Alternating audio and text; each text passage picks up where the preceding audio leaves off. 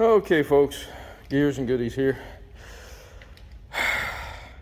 This is an '08 Kia Optima, and this here is the underbody subframe that has to be removed.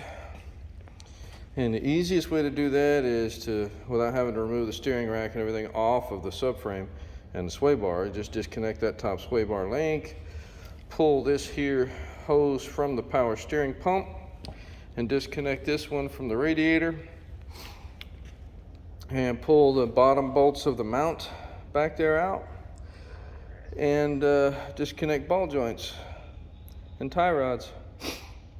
Lower it down to the jack stands and unbolt those. 1, 2, 3, 4 bolts, big bolts, nuts. And then you now have full access to the transmission. There y'all go.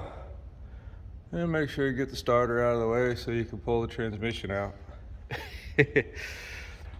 Anyway, I didn't have to disconnect the axles or anything like that because bearings do not like to be loosened up and retorqued. They tend to go bad afterwards.